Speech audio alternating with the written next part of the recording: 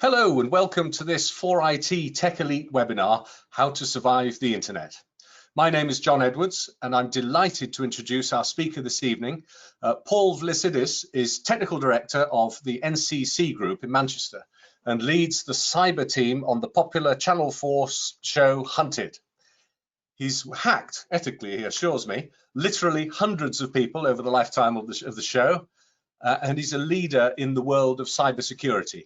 He's recently published a book intended for the lay reader, guiding and educating on internet and data security. Paul is going to go through some of the issues dealt with in his book, although of course at a more technical, in-depth level, given that this webinar audience is made up of IT professionals. On that note, please do ask searching questions of Paul. We'll reserve the last 10 to 15 minutes before we close at 7 o'clock for Q&A. So please use the chat function of your GoToWebinar control panel on the right-hand side of your screen to ask questions as they occur to you. And Paul will deal with as many as we have time for after the presentation. So I'll hand over the screen and welcome Paul Vlissidis. I think that was brilliant, John. I mean, second time, not so lucky on the name there, but I completely forgive you. So I've been practicing as well. I know, I'm sure you have. So hopefully everyone can see my screen now, although I can no longer see myself, which is a blessing, to be perfectly honest with you. Oh, I can in fact now see myself, so that's not so much of a blessing. Well, thank you very much, John, for the intro, and thank you very much to 4IT for hosting this webinar. So yeah, I'm Paul Vlissidis. I am Technical Director at NCC Group, although this book has been written in a personal capacity, so from that point of view, I'm representing myself here this evening. So I'm going to talk about the book, but I'm going to really talk about how the book came to be and why, and take you through the sort of the story of how it came about, and that takes through the sort of Hunted experience, which I suspect several people know me from. If you don't remember me from the Hunted show, I'm the fat bloke that has his glasses in his mouth most of the time, so that might help to jog some of your memories. Right, okay, so let me first of all tell you a little bit about myself. Let's see if I can get this to change. There we go. So that's my LinkedIn profile over there on the left-hand side of the screen. So I've been around for quite a while, as you can probably tell. I started life straight from university as a software engineer, basically working on industrial control systems, and that was for a wonderful company called Ferranti Computer Systems, who are no longer with us, at least in that name anyway. And then I worked for a number of years on sort of safety critical systems in the nuclear industry. So quite a kind of deep technical kind of background from that point of view. I joined the National Computing Centre in 1995, and actually ostensibly because of my safety critical sort of background, although I actually didn't do much in that area. And then started what we called then our penetration testing team or ethical hacking team in 1997. So been in this world of cyber for a very long time, sort of over 24 years really, and helped to form the industry body called CREST. And these days I actually spend most of my sort of professional time advising kind of boards of directors and senior teams on cyber resilience, which is kind of, I suppose, to some extent, sort of that's the bit that you're probably less interested in from the perspective of this book. I've actually got involved in Hunted in about well, 2014, in fact, is when it sort of all started to happen. And I'm going to tell you the story about how that came about. And really how me hacking a journalist, and I'm not going to keep saying it, but every time I say that, there's a with permission in quotes that should be associated with that. So how me hacking a journalist sort of got me involved in the Hunted show, and then actually having been involved in the Hunted show, I became fairly passionate about personal cybersecurity, and I'll explain why. And then actually ended up writing the book, and I'll at some point during the talk I'll take you through the book in its sort of large sense anyway. So as I say, I'll tell you how it all began, which is more of a kind of storytelling bit, and how the whole Hunted experience kind of woke me up to the idea that we need to do something more about personal cybersecurity and how ordinary everyday users of the internet need more help and support in this area, which is kind of... Before you do, I've had a couple of people mention that the slides aren't quite right. They're a little bit oversized, which they weren't when we practiced. All right. I don't know what's happened to them, but... Does that help? I mean, it means you're in edit mode, but you can probably see the slides that way, can you? Is that any better? We can certainly see them in full now, yes, thank you. Okay, great, fine. So let's just leave it like that, and that means you can see what's coming, which is always slightly disappointing, but never mind. So yeah, talk about why I wrote the book and what the book, all the stuff that the book covers, and then I'm going to sort of finish with a few sort of essential survival components that I think are the kind of the minimum survival tools necessary to kind of get through the risks and the threats that we face on the internet as ordinary users. And then I'm hoping at the end we'll have some time for kind of Q&A. So let's crack on. So actually I'm going to need to change how I change slides now, aren't I? So let me do that. Page down. There we go. Okay. So actually, let me start by one of the people I need to thank actually for this book is Claudia. Claudia Joseph was the journalist who contacted me, and it literally did begin with this phone call. She basically rang me up out of the blue and said, "Hello, can you hack me?" Which was an unusual kind of request. Up to this point in my career, I'd spent most of my time involved with my team hacking companies and organizations in terms of their sort of corporate security to hopefully protect them from being attacked. And actually hacking people wasn't something I was particularly sort of used to doing. I'd done a few bits and pieces around kind of public relations exercises where we'd done some stuff around things like hacking Wi-Fi networks and that kind of stuff with journalists, but nothing quite the way that she wanted me to do it. So she explained that she wanted to do a piece primarily about what it would be like essentially to be hacked, to have your online life kind of taken over.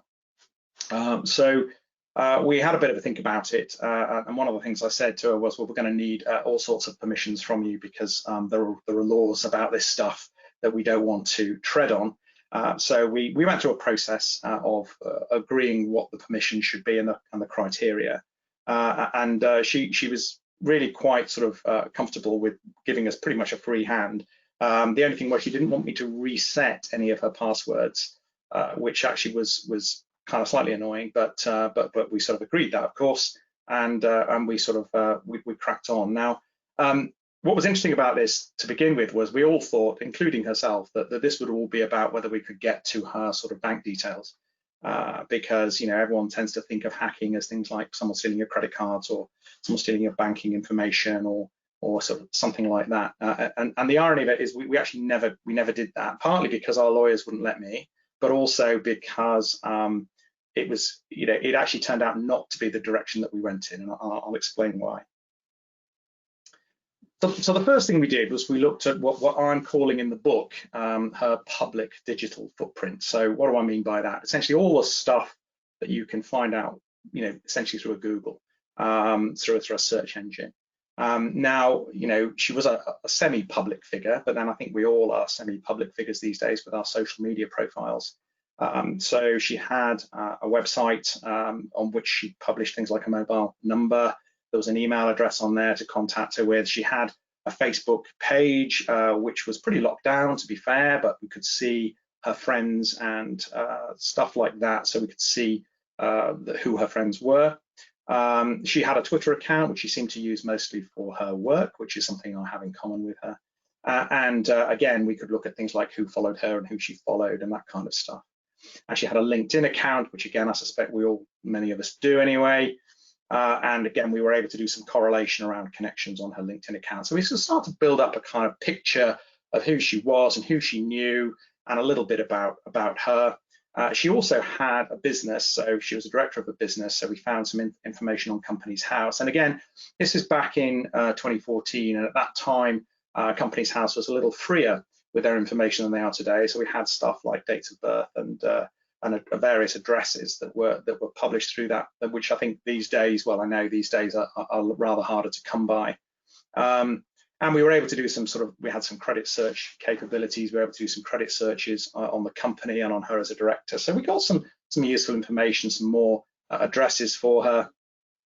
And the other thing was she'd actually bought a domain name. And again, because of that, we were able to look up information about who owned the domain. And there was some interesting stuff in there, including some additional email addresses. So nothing particularly dramatic. Most of us would probably have similar kind of footprints, or indeed these days, most of us would probably have much richer footprints. So nothing particularly sort of, that would light us up. So we were starting to despair at this point. But one of the things we did notice was that she had a me.com email address, which for those of you of a certain age will remember used to be the sort of Apple's kind of email system. So we figured, and it was unsurprising because she was a journalist, we figured that she would be an Apple Mac user. And we also figured that she'd probably have an iPhone. And we were able to confirm that by sending her a couple of messages from an iPhone, and it switched to iMessage, so we could see that she was in fact an iPhone user. So that was useful because at that point we started thinking, well, okay, maybe she's got her phone backed up into iCloud. And that was something that we thought would be potentially quite useful to us. So we decided that we would do what actually quite a lot of cyber criminals do. We would sort of target her with a phishing attack. So we sent her an email. This is only a facsimile of that email. It was actually a lot more accurate, sort of looked much more authentic than this, but I didn't want to tread on any copyright. And it basically said, that someone had been trying to access her account and she probably needed to click through to retain access, which is a fairly classic phishing attack. And she did indeed click the link, and at that point she gave us essentially her credentials. So at that stage, we actually had access to her email. Now, this was one of the kind of early lessons, really, is that increasingly email seems like such an old-fashioned technology, but actually it remains the heart of most of our digital lives. And it was something that it was the email that was the undoing of Claudia, and indeed it is the email that is often the undoing of many of the other people that we've hacked, because it is that central, it holds that central position in our in our digital footprint. Okay, so the next thing we did was we got into the email account, and like many of us, I don't think she deleted an email in years. So we actually had a huge amount of email to sift through at that point. Now, one of the things we started doing is we started looking for the word password, which was actually a bit naive, but actually it still revealed 66 emails which had that keyword in it, one of which proved to be really quite useful and interesting. But the other thing we did, and this is something I advise in the book, is if you're not sure what your digital footprint looks like in terms of how many accounts you've got out there, and I know that many of us sort of forget that we've set accounts up on things for years because we just haven't used that particular service. You nearly always get an email from a new account that says welcome. So we searched for the word welcome, and we actually found 85 emails which translated across into online accounts. So we now had an interesting view of some of her private digital footprint, which is to say the accounts that she actually had and with whom. So that was quite useful. As I said, the search for the word password was particularly revealing because she actually had a password manager or a password vault system, which is something that I urge everyone to do in the book. However, she'd unfortunately made the mistake of sending a backup copy of those passwords to herself on email. And actually, she didn't use exactly the same password for the backup vault, but it was a very, very slight variation of the password we already had for her. So we were able to crack that password quite quickly. And then at that point, we not only had a list of all of the accounts through these welcome emails, but we actually had the passwords for most of them as well. So fairly kind of devastating. At this point, we had complete access to her kind of online life. So the first challenge that Claudia had set us as part of this sort of project was to see if it was possible to steal her identity, possibly take out loans in her name. Now, as I said, we did have sort of lawyers looking at this at the beginning, and they were very anxious that we didn't go as far as attempt to actually take out a loan in someone's name or anything like that. That would have been legally difficult, let's just put it that way. So what we did actually was we simply gathered the relevant information that you would need in order to be able to do that. And of course, like many of us, all her energy accounts and utility accounts were all online. We were able to sort of pull down statements and those kind of things from those accounts, you know, we were able to sort of effectively have those as evidence were we to want to go ahead and take out some kind of like a mobile phone contract or some kind of credit type exercise. Now, at this point in her footprint, she really didn't use multi-factor authentication at all. So essentially, once we had usernames and passwords, we were into every single account. Now, of course, you know, that's something that, not surprisingly, you know, I'm advising everybody to turn multi-factor on wherever it's available. But of course, if she'd had that available on her email to begin with, it would have been a much tougher exercise for us to actually get into her life. We also had access to all of her kind of online shopping accounts, so you know, Amazon and you know, Marks and Spencer's and Boots and various other shopping kind of accounts. We also, interestingly, had access to her mobile phone account, which on this occasion was with O2. And one of the things we noticed, which proved to be useful later, was that by getting access to her O2 account, we were actually able to send texts from that account as though they'd come from her phone. So that was something that proved to be quite handy later on in the process. So the next thing that happened was Claudia explained that, and she hadn't told us this at the beginning, that she was actually going to be away, and she was actually already away on holiday. She didn't tell us where, but she was keen to know if we could work it out, you know, if we could actually work out where she was staying, which actually proved to be very straightforward, because at this point we had access to all of her social media accounts, we had access to her email, we could search for things like airline booking emails, so we knew she'd gone to India, and we could do Google searches for hotel reservations, looking at her Google history, that kind of thing. We didn't find any hotel reservations, so we started thinking she might be staying with a friend. So we then sort of opened up her social media accounts, we had a look through her chat history, and we found that she was indeed staying with an old school friend in New Delhi. And actually that was something that we were able to identify who that was. It actually turned out that this lady was married to someone who worked, or it may have been that she worked, I can't remember, at the US embassy, which actually gave us pause for thought. We were beginning to wonder if sort of black helicopters were going to start landing on the roof and people were going to start sliding down ropes, but actually that didn't happen. Now, of course, we couldn't go any further at this point because the scope of our work was very strictly to look at Claudia's footprint, but it was very interesting to note that a lot of her friends, a lot of her contacts were now vulnerable through the access we had to Claudia. And again, this I think is often an unlooked for threat that, and I talk about one of the examples in the book of someone who got scammed because a friend of theirs, their Facebook account got hacked, and they ended up being the victim of a scam because of that trust relationship being exploited by the scammers. So, you know, this was something that, again, because we hadn't particularly been into this stuff, you know, 7 years ago, this was useful and interesting to us to think about. Okay, so then the next one was she wanted to know if it would be possible to get into her house. Now, obviously, this is not through smashing a window. This would just be through gaining some kind of sort of socially engineering our way into her house. So we did a similar kind of thing. We figured if she was away, she probably left her keys with somebody. We had a look through her Facebook chat, and we identified that, in fact, she did indeed have some friends on the same street. We sort of looked at a couple, and indeed there's one nearby called Pandora. She was only a few sort of doors away, and we found some chat that basically said, you know, that she was going away. And then what we did was we used that O2 feature that allowed us to send a spoofed text to her friend, and basically said that message that she'd forgotten that, you know, could she let someone into the house because she'd forgotten someone was going to check the central heating. Now, again, the lawyers sort of swooped in at this point and wouldn't let us actually physically go to the house and physically go in.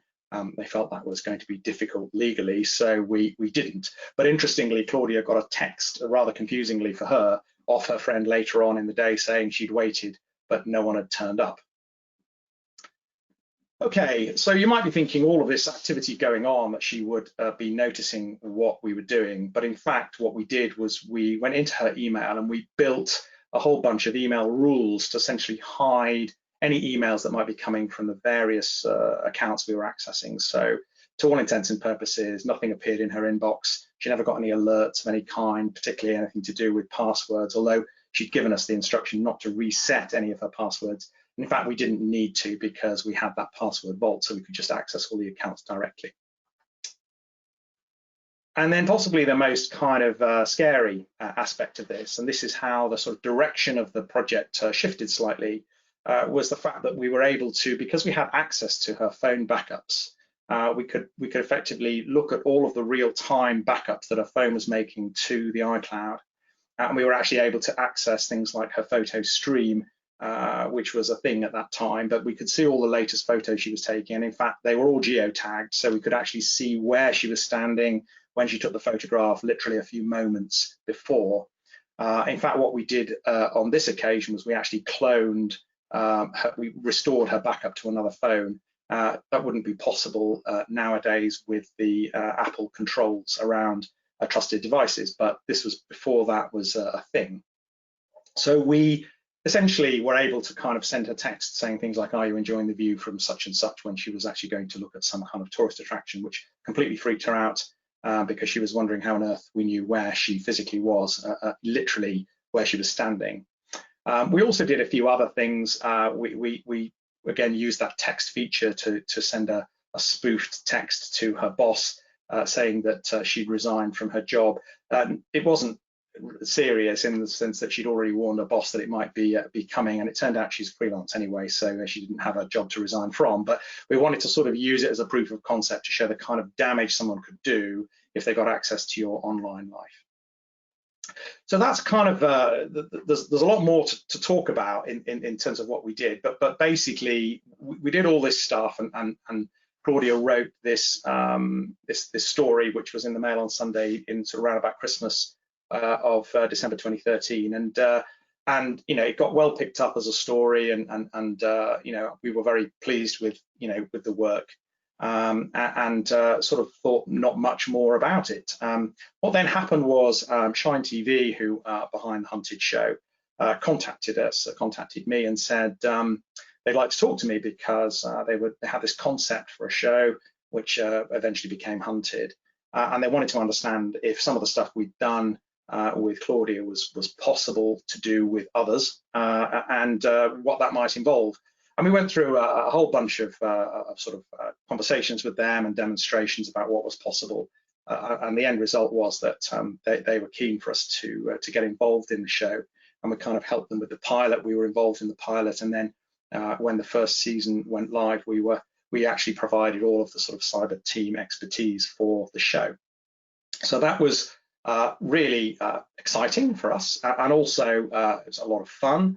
But also what became clear to me at that point was that if you think about Hunted, it is essentially made up of people who are ostensibly trying to hide from us, the hunters, and they're actually trying to cover their tracks both physically and digitally. And so this is, if you like, a sort of a self-selected audience of people who are trying to make their footprint as small as possible and as tight as possible. But actually, that's not what we found. What we found season after season is that many people haven't made any real serious attempt to minimize their footprint. And indeed, actually, we found lots of examples of, you know, huge examples of things like password reuse across different accounts, to the extent that, you know, a single phishing attack similar to Claudia is often enough to simply gain access to someone's entire digital footprint. And indeed, in many cases, you know, those passwords already existed on the dark web in data breaches, and which we were able to search and sometimes retrieve, you know, those passwords from those data breaches, which meant that essentially, you know, we didn't even need to send a phishing email. We'd often have enough to simply get in from the data breach. And many people had what I would describe as quite messy digital footprints going back for literally years. Stuff that I'm sure they'd forgotten themselves. And a lot of people kind of really assumed that, you know, no one would find this stuff because, you know, it's lost in this enormous internet thing full of, you know, stuff. I mean, their few sort of photographs or pictures or, you know, reviews they'd left for things wouldn't be of any interest to anyone. But of course, they were of interest to us because of Hunted, but of course they can be of interest to hackers, and they can certainly be of interest to someone who might potentially be stalking them for some reason. And that was a pretty scary thought. And we realized that actually that lack of a basic level of hygiene for a lot of internet users was something they simply weren't aware of, or if they were aware of, they didn't care.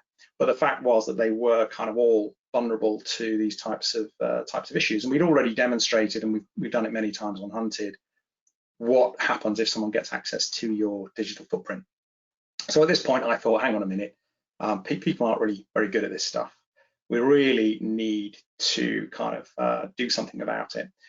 So it took a while because obviously we've had what, 6 seasons, I think it is, of the main Hunted show and a number of celebrity versions. But all through that time, I was kind of thinking maybe should do something about this, should try and provide some kind of guidance for people. And of course, there's a myriad of different things on the internet, but it's really that idea of, well, you know, where do you look, and what counts as an authoritative set of information that they can rely on to do this. So I really wrote the book because, well, partly because a colleague suggested that I should do, but also because I felt, well, hang on, we as IT professionals, we in the sort of IT community, we probably know most of this stuff and we're probably fairly good at it. But actually, the vast majority of people, including our families and friends, are to some extent, you know, novices wandering through this digital forest and are potentially at risk of all sorts of unpleasantness.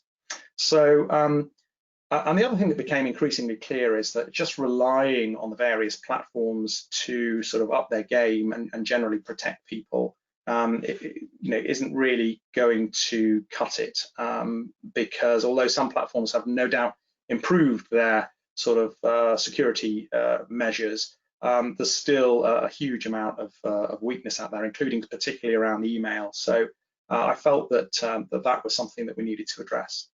And a lot of people, particularly in the last kind of 12 months and post Cambridge Analytica, I think, have kind of left a lot of these platforms, which is I'm calling a kind of self-isolation approach. Now, I accept that, particularly if you've seen the Social Dilemma, not Social Network, Social Dilemma on Netflix, that is a sobering sort of movie, and you may well feel that, you know, some of these platforms aren't for you. But the simple truth is that you know, many people remain on these platforms, and I feel as though we kind of owe it to ourselves and to our colleagues to help them to be on those platforms in the most secure way that they can.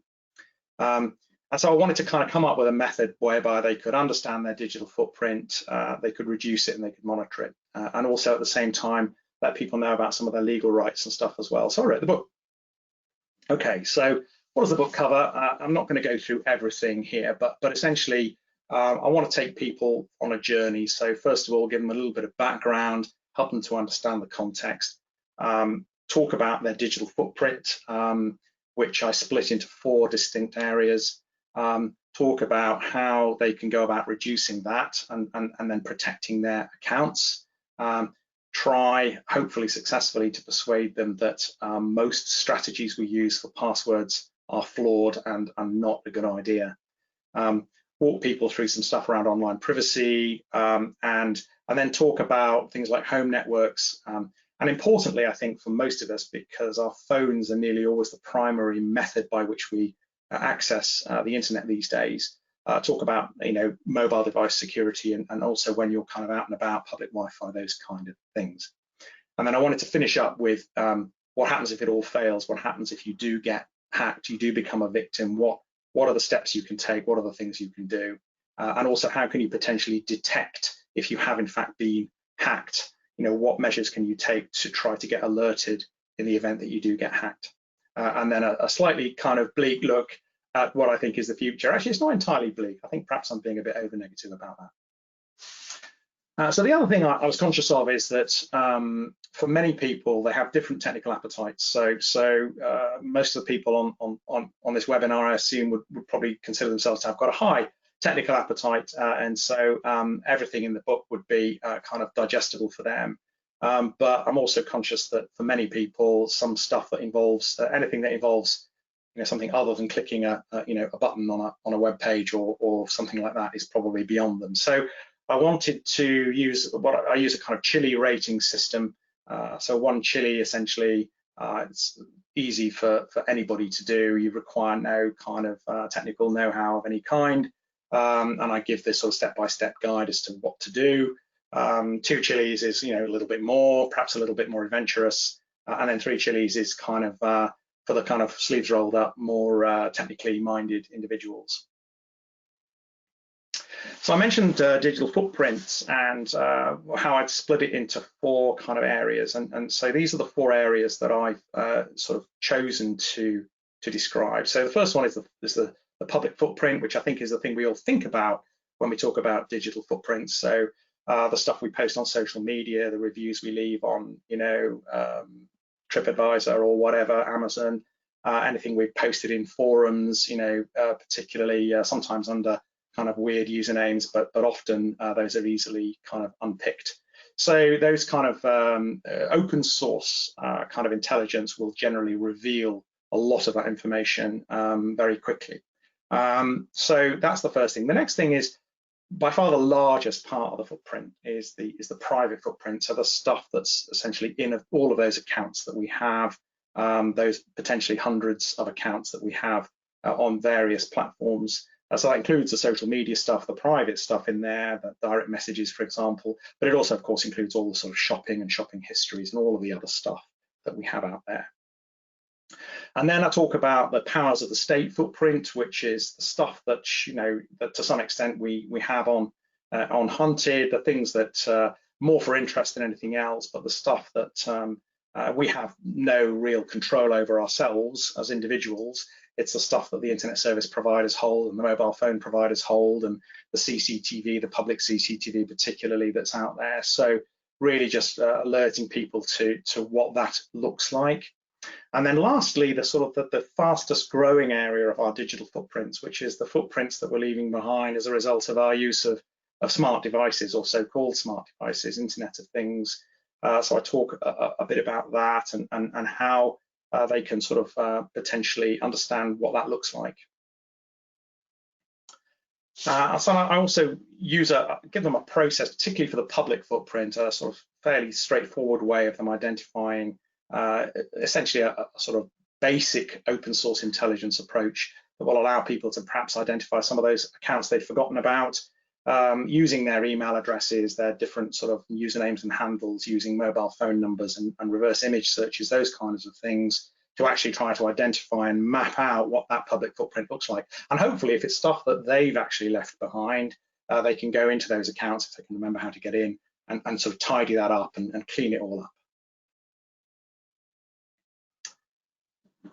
So then really the kind of the thing that took so long to write the book was because I then thought, well, okay, what about how do we actually advise people on what to do in terms of reducing their footprint? Now, obviously, we can give them general advice, and there's a lot of general advice about, tighten up your settings and your privacy settings. And some of the social media platforms come up with wizards you can run to tighten up your privacy settings, which are very good generally, by the way. But what I thought was, well, hang on a minute, if I'm going to write a book about this stuff, I really need to go and do the research and give people the sort of step-by-step guides and links to do that. So for all of the kind of platforms you see here, which is not every platform by any stretch of the imagination, that would be an infinite task.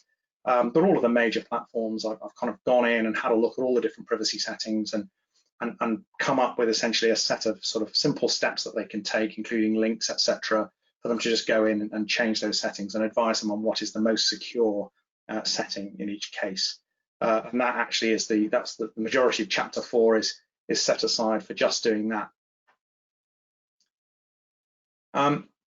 I've also suggested some sort of, for the platforms I haven't covered, I've suggested some simple steps that people can take to tighten up their general sort of social media accounts, which is a kind of, if you like, a kind of generic how to tighten up your account advice. But I think most people really would benefit from that specific advice that I'm giving. And again, for those of you that have, that are parents and that have sort of kids who are on these platforms, some of those settings, you can go in and change them to make sure that they're sort of slightly less sort of exposed than they otherwise would be. Okay, so I talked about the public footprint and how to reduce that, but actually it's the private footprint which is where most of our stuff is. And for most of us, we're still using passwords to protect most of our accounts. And if our experience on Hunted and anything else is anything to go by, most of us are actually only using 1, 2, or at most 3 passwords to protect our entire private footprint. And that is, frankly, unsustainable in terms of a security position to take. So one of the things I do in the book is try to sort of outline what I believe most people's strategies are. And this is based on observation of what people have told me, and also what we found when we've looked into the very many digital footprints that we've seen. And I think people have 3 kind of strategies primarily. So one is what I would call the rock solid strategy. So this is the no one will ever guess my password. It is rock solid, but they only have the 1 password. Now, when people say that, they may have come up with, some incredibly sort of what they consider to be an incredibly complex password, and I'm sure that if we were just in a simple guessing game, that would probably stand up to scrutiny. However, of course, what they ignore is the fact that they spread that password around all over the internet because they reuse it everywhere. And at some point, somewhere, some of those websites are going to get hacked, and that password's quite likely to be cracked as part and parcel of that process and end up somewhere in a data breach. And at that point, your whole security posture tumbles like a house of cards. So the rock solid strategy just doesn't work, and the bigger your footprint, the more risky it is. The 3-tier strategy, which is the one that I certainly used to have many years ago, which is, well, I've got one really strong password, which I use for all my important things. Then I've got another quite strong password that I use for most other things. And then I've got my kind of rubbish password, which I use for all those websites where I don't care because I've just had to use it to sign up for some newsletter or to get a voucher code or something like that. But if you think about it, the 3-tier strategy is just the rock solid strategy multiplied by 3 and suffers from all of exactly the same mistakes. And indeed, for many, they find that the discipline around those sort of having those 3 passwords doesn't really work, and they actually end up using the rubbish password for something important. Particularly if they're prompted to change their password, they quite often end up going back to one of their sort of rubbish passwords because they're just having to think on their feet, and that's just no good. So, so the 3-tier strategy fails as well. And then the last one, which is one I come across a lot, is what people call the theme strategy. So this is all my passwords are based on a theme and you'll never guess the theme. Well, the truth is, and we've come across this many times on Hunted and also in my wider professional life, again, it rather relies on the fact that none of your passwords will ever be revealed. Because the moment one of your passwords is revealed, whether that's through a data breach or just through the fact that somebody knows it or has written it down on a phone that gets stolen, who knows, right? But once one of those passwords gets revealed, it's usually pretty straightforward to work out what the theme is. So, I've worked with people whose theme was, racehorse names. I've worked with people whose theme was based around dates of birth of their children or nicknames of their pets or any number of combinations of those things. But once you've got one password, you can pretty much work out what the theme is. And once you've got the theme, you can pretty much guess, what most of the other passwords are. And indeed, actually, in most cases, the theme just turns out to be the 3-tier strategy because they've actually only got 2 or 3 variations on that theme in the real world. So they are all failed strategies. They simply do not stand up to any kind of scrutiny. So the actual only way in which we can manage at the moment our sort of large and complex digital footprints is to use a password manager. Now, password managers and multi-factor authentication is the only viable strategy for managing the risk associated with our accounts. And that's something that I hope I'm able to persuade people in the book in chapter 5 to actually adopt the use of password managers. I also talk about online privacy. I talk about how to potentially protect yourselves from some of the kind of advertising that goes on. So not just about things like cookies and browser fingerprinting, which of course is widely used now, but also you know, how you can potentially block some of those adverts. I talk about ad blockers and the sort of things that you can do to actually, you know, and again, some of these things are in a slightly more technical area. Also things like, you know, changing a search engine from, say, Google to DuckDuckGo will actually have a significant impact on your sort of privacy online because of the nature of the way that the you know, the search engines operate. And things, of course, like location services and particularly on mobile phones, although I have a specific chapter on mobile phones. I also try to debunk the idea that if you open up a so-called private browser window, that in some way that, you know, no one is able to track what you're doing, and of course that's just not the case. So I try to explain things that, of course, if you start to use things like that with technology like a VPN, you start to bring those things together, you can start to get more privacy, although you can never get complete privacy. So another area I kind of try to address is home security. So look at the various smart devices that we all have hooked to our home networks now. And I'm a big user of these things. I mean, I'm not a sort of tinfoil hat wearer myself at all. I use a lot of this technology. I'm a bit of a you know, a geek magnet, not a geek magnet, a gadget magnet. So anything new, I'm there straight away. I suppose the difference potentially is that I quite often like to find out what they're doing. So I use some sort of technical things to actually work out what they're doing and then work out what the right privacy settings are for it.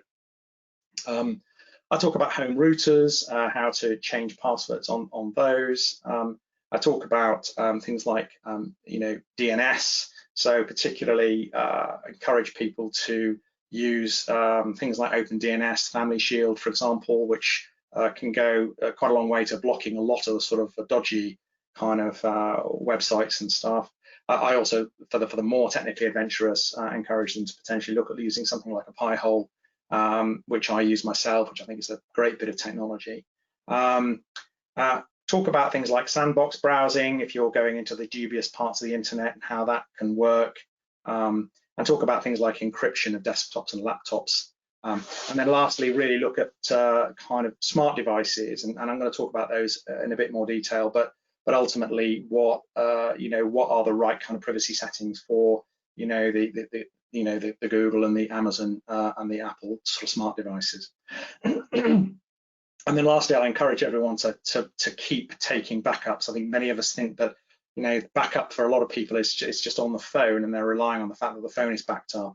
But obviously in the modern world, it's still essential to have some kind of backup regime, particularly for your kind of laptop, desktop type environment because of ransomware.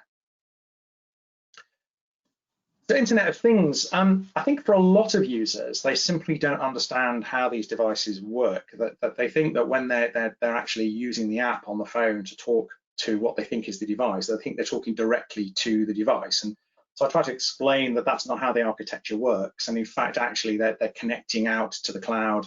And actually, it's the cloud that the app is connecting to, and the device is connecting to the cloud. And that actually means that there's information flowing out of the home network and into these cloud accounts. I don't know if anyone saw one of the celebrity hunted editions with, it was actually Jamie Lang, but we actually hacked his Amazon Echo account, and all his recordings of everything he'd said to it were on there, and we had a bit of fun with that. But you know, again, that's the kind of thing that I think a lot of people just aren't aware of, and so try to sort of point that out and how to kind of clean that up. I also advocate the idea of using, if your router supports it, using a separate, if you have a guest Wi-Fi network, stick all those IoT devices onto some kind of guest environment so that it's away from your mainstream stuff like your phones and your computers, so that there's a little bit of separation there, just in case one of those devices suddenly becomes malicious in the kind of Mirai.net kind of example that happened a few years ago. The other area that I focus on quite heavily is this idea of mobile devices. So I look at mobile phones, try to encourage people to use a pin on their mobile phone as opposed to a pattern, because patterns are very, very easy to copy. If somebody sees you sort of shoulder surfing, can see you logging onto your phone with a pattern. Of course, these days, most of us are using biometrics, which are pretty robust. So, for those of us that are doing that, that's not a big deal. But also look at some of the issues around location services and some of the settings around location services and location tracking, which are quite alarming, actually, in terms of the way some of the apps use that location data. And then really want to sort of focus on the fact that whatever you do, whatever steps we take, any of us, including myself, could potentially be a victim of some kind of attack, not least because it could be a provider that we rely upon that's actually breached or compromised, and that's how our data gets taken. And so really trying to sort of point people at ways that they can detect the fact that potentially they've been a victim of breach, not just waiting for the "we take security very seriously" email from the provider who's just been hacked by some teenager potentially. As soon as there's any sort of kind of indication of some kind of data breach. So if you hear about it on the news, just be proactive. Don't wait for the email to come along and say you've been hacked, because that can take ages. Just get in there and change those details straight away. And of course, if you have reused the password, you've got probably a long evening ahead of you while you change all of the other accounts that password is used on. Tell people to check their details on the Have I Been Pwned website for themselves and for their family members to see if they're already in a breach. Of course, that won't tell you what your password is, but it will tell you what breaches you're in. And as I say, I think at last count, it's over 10 billion accounts out there now. So it's almost inconceivable that most of us aren't in there somewhere with one of our email addresses. And then encourage people how to look at monitoring their various login histories on their various accounts. So if someone is going into that account, they can potentially spot that and get alerts for it.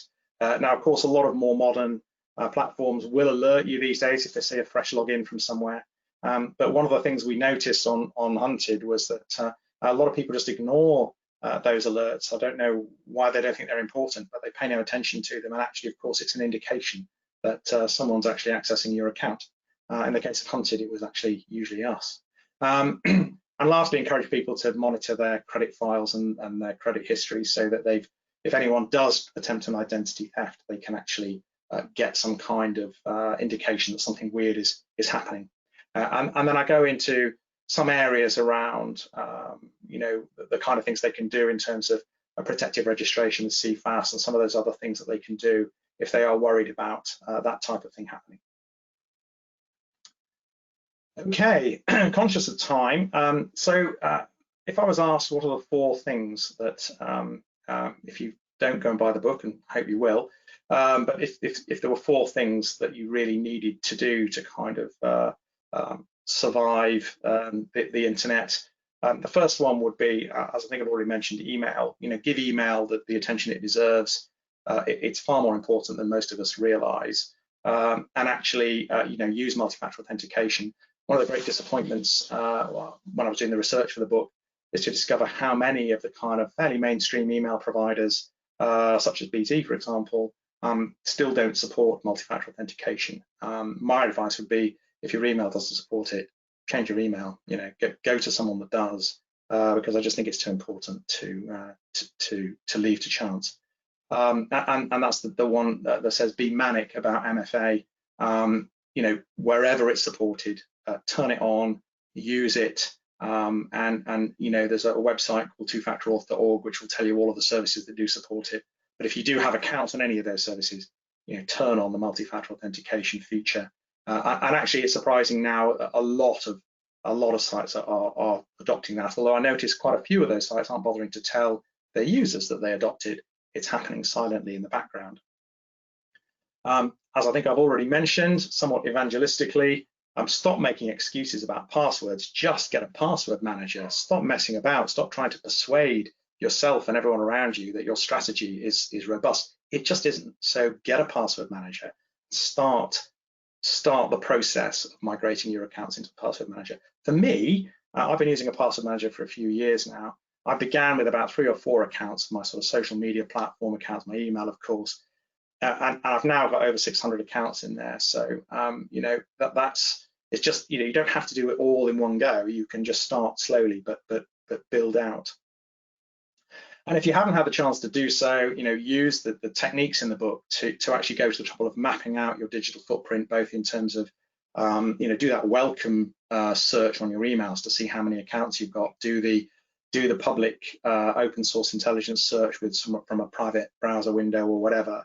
And where you do have those accounts, start looking at how you can monitor that and actually potentially detect if you have in fact been a victim.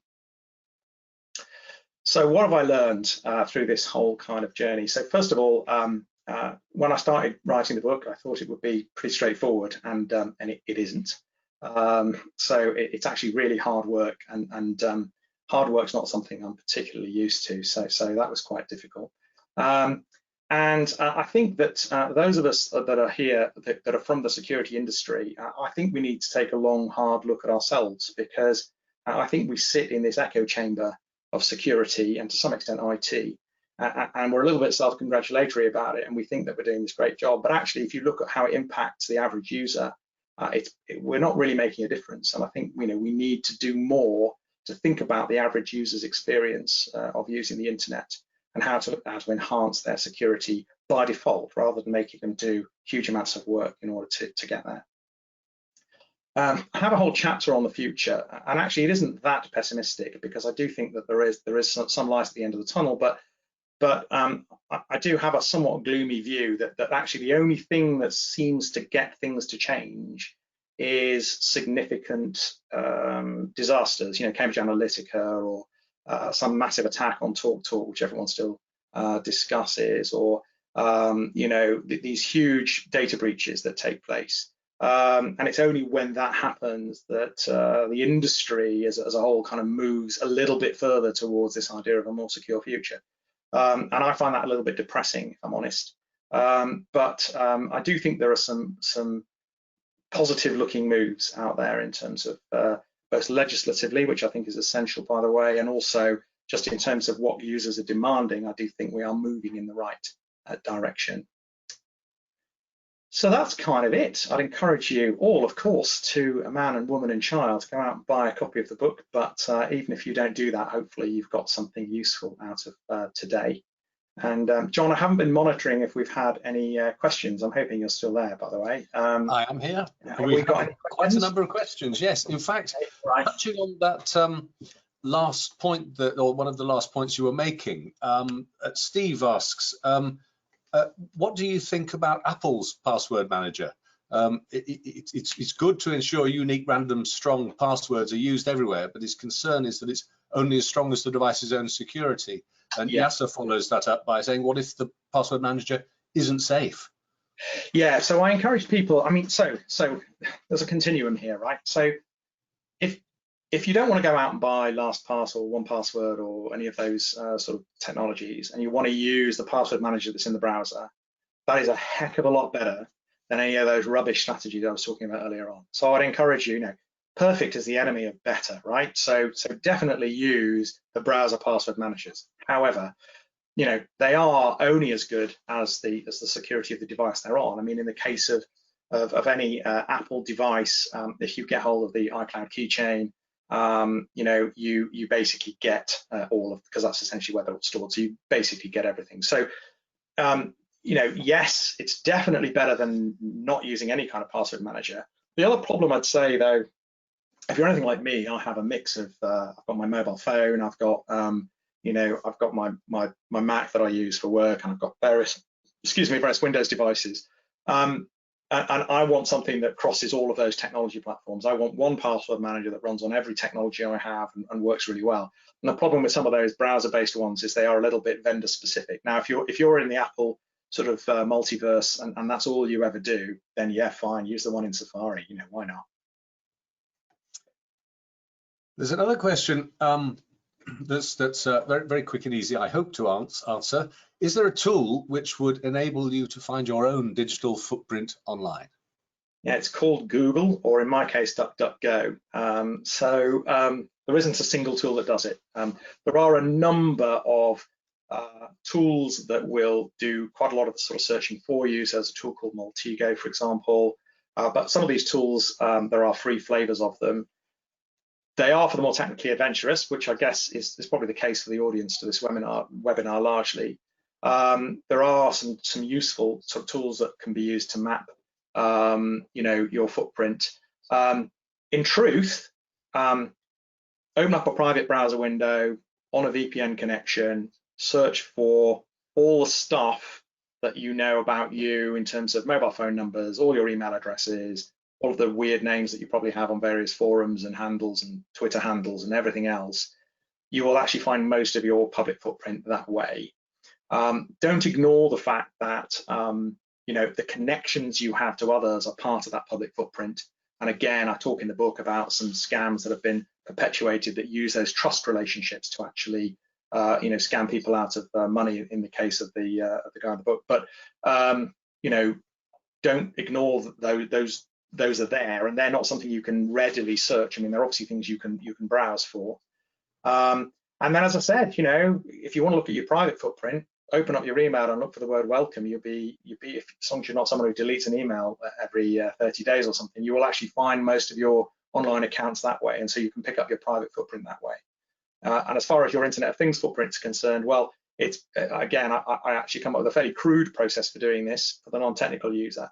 But it really is a question of just looking at all those smart devices you've got hooked onto your Wi-Fi network and actually having a look at what credentials you're using for the various cloud platforms that those things hook to, and sort of looking to start tidying that up as well. So here's a quick one for you, and very topical. Is the NHS COVID app safe to use? I'm actually unable to comment for the simple reason that I genuinely don't know. So I'm not in a position. So don't take my no comment to be, oh, he obviously thinks it isn't, because that's not the case. I genuinely don't know. I'm sure an awful lot of work has gone into looking at security of it. You know, one would certainly hope so, but I couldn't say because I don't know. Can you advise on the benefits overall for using a virtual browser? Does it provide a reasonable extra layer of security, asks Jason. I think it does. So I think it's potentially, I think it's one of the things that, of course, quite a lot of browser technology has moved in that direction natively anyway. But I do talk about technologies like Sandboxy, for example, and some of those kind of sandbox sort of environments to browse in. I think it's particularly useful if you are sort of dipping your toe in the waters of the dark web or anything like that. And so, you know, I think it's a safer way of doing that. Yeah, I mean, I do think that there is something to be said for them, and I think actually that technology will become, you know, embedded as a standard thing going forwards. Yeah. And I'm conscious of the time, Paul, but a quick final one. How many words do you need in a passphrase?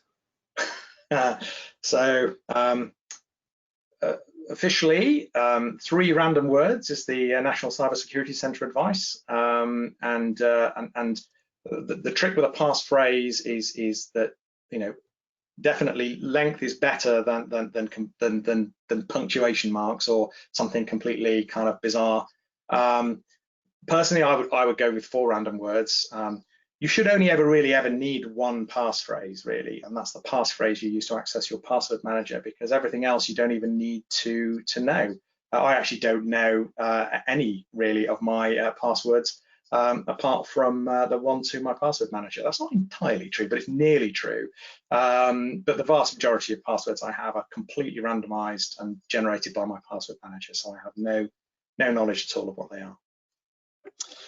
Well, thank you very much for that, Paul.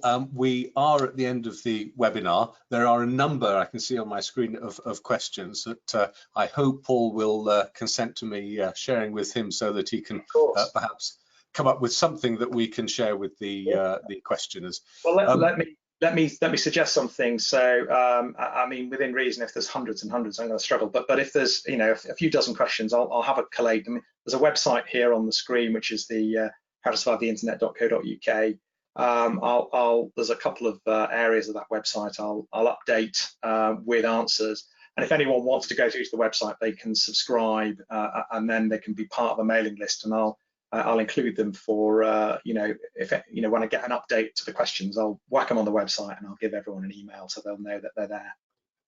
And, not promising it won't be tonight though.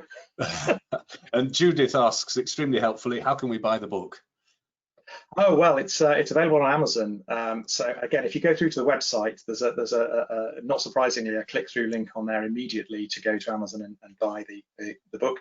You can buy it as an ebook or as a paperback. So you know, it's yeah, very straightforward. Amazon is the answer.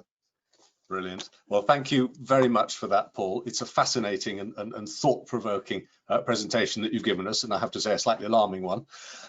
There's a great deal of material for us all to take away.